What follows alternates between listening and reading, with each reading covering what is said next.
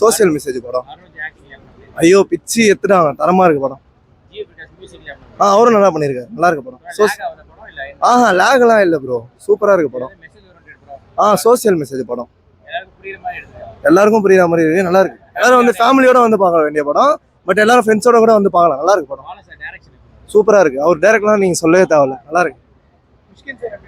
அவரும் சூப்பரா பண்ணிருக்காரு. செகண்ட் ஹாஃப்லாம் பிச்சு எடுத்துட்டாங்க, பயங்கரமா இருக்கு, தூக்கி சொருவிட்டாங்க, தரமா இருக்கு. படம் ரொம்ப நல்லா இருந்துச்சு. அருண் விஜய் சார் நல்லா பண்ணியிருந்தாரு. அதை தாண்டி மிஷ்கின் சார் வந்து ரொம்ப பிடிச்சிருந்தது. உணர்வுகளை மதிப்பு கொடுங்க அப்படின்ற ஒரு விஷயம் வந்து நல்லா பிடிச்சிருந்து. பாலா சார்ன்ற நேம்காக மட்டும்தான் ஃபர்ஸ்ட் ஆஃப் லேகாக இருந்துச்சு. அண்ட் தென் இன்டர்மிஷன் முன்னாடி இருந்து கிளைமேக்ஸ் வரைக்குமே நல்லா இருந்துச்சு. பர்ஃபார்மன்ஸ் தாராளமாக பார்க்கலாம், குழந்தைங்களும் கூட்டிகிட்டு வந்து பார்க்கலாம். ஏன்னா வந்துட்டு அதான் சக மனுஷனா மதிங்கன்னு எல்லாமே ரொம்ப காலமாக சொல்லிட்டு இருக்கோம் இல்லையா, அது இதில் வந்துட்டு ஆமாம் புரிஞ்சுக்கிற விதத்தில் தான் இருக்கு. தேங்க்யூ. படம் சூப்பர் ஜெயலர், பக்க வேரல். அது ஒரு மெசேஜ் மாதிரி படம். தப்பான பார்க்குறவங்களுக்கு ஒரு மெசேஜ் நல்லா இருக்கு. அவர் நடிப்பு வேற லெவல், பயங்கரமா ஸ்டைன் பண்ணி நடிச்சிருக்காரு, சூப்பர். ஃபைட்ல அப்படியே நேச்சுரலா பண்ற மாதிரி ஃபைட்ல எல்லாம் நடிப்பு வேற லெவல், சூப்பரா இருக்கு. தாராளமா பார்க்கலாம். மெசேஜ் பாலானந்தாலே ஒரு தனி இதுதான், அவருடைய டேரக்ஷனாக்கா ஏதாவது எஃபெக்ட் இருக்கு. Okay, thanks sir. பெண்களுக்காக எடுத்த படம், ஆனால் எல்லாரும் பார்க்கணும், ஃபேமிலியாக தான் பார்க்கணும். நல்லா இருந்துச்சு. ஆமாம், ரொம்ப நல்லா நடிச்சிருக்காரு. எதுவும் லேக்லாம் இல்லை, நல்லா ஸ்மூத்தாக போயிட்டு இருந்தது, நல்லா ஆமாம் ரொம்ப நல்லா இருந்துச்சு இது. அப்புறம் வந்து மிஸ்கின் தான் ஹைலைட் இந்த படத்தில், நான் பார்க்கணும். ஆமாம் நல்லா இருந்துச்சு கேரக்டர், போலீஸ் கேரக்டர். ரொம்ப மெலடியாக இருந்தது. அப்போ தேங்க்ஸ். படம் சூப்பர், நல்லா இருக்கு. அதுதான் இது, அந்த மாற்றுத்திறனாளி இருக்காங்க, அவங்களோட பிரச்சனைகள் அதை பற்றி தான் அதை காட்டுறாங்க. யூஷுவல் பாலா சார் ஸ்டோரி மாதிரி இருக்குங்களா படம்? அதில் யூஷுவல் படம் மாதிரி இருக்கு, ரெகுலர் படம் மாதிரி தான், கொஞ்சம் அர்த்தமுள்ளதாக இருக்கு. ஃபேமிலியோட உட்காந்து பார்க்கலாம்.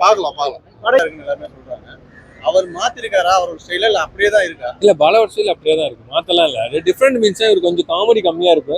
ஆனா இந்த படத்துக்கு காமெடி என்னை பொறுத்த வரைக்கும் தேவையில்லைன்னு நினைக்கிறேன். ஏன்னா கண்டென்ட் நல்லா இருக்கு.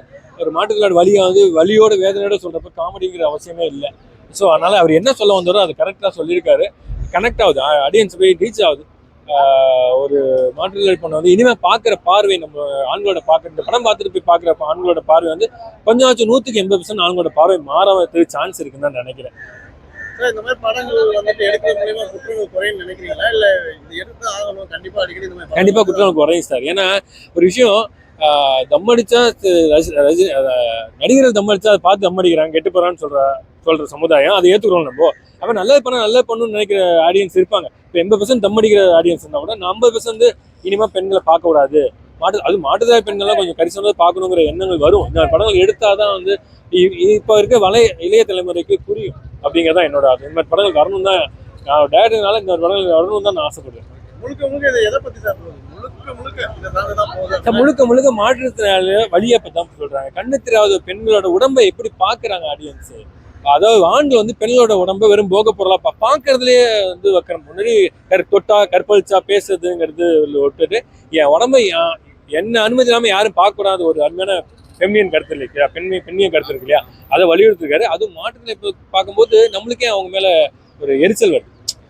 கணிதரே பொண்ணு, ஒரு அழகான பொண்ணை ரசிக்க நம்ம சொல்லுவோம் சைட் அடிக்கலாம்டா அப்படின்னு சொன்னா, ஆடையெல்லாம் பார்க்கணுங்கிறது வந்து வக்கரத்து உச்சம் இல்லையா. அது கண்ணு தெரியாம பண்ணுங்க, குளிக்காத ஆடையெல்லாம் பார்க்கறது வக்கரத்து உச்சம். அந்த உச்சத்தை எடுத்து காட்டிருக்காரு. அந்த உச்சத்தை தண்டனையும் அழகா சொல்லியிருக்காரு. ஸோ இந்த மாதிரி தண்டனை இருந்தால்தான் வந்து கொஞ்சம் வந்து பயம் இருக்கும். ஏன்னா பாதி பேர் படம் பார்த்து பயப்படுவாங்க, பாதி தண்டனை பார்த்து மாறுவாங்க இல்லையா. ஸோ அதனால என்னை பொறுத்த வரைக்கும் ஃபேமிலியோட போய் பாருங்க.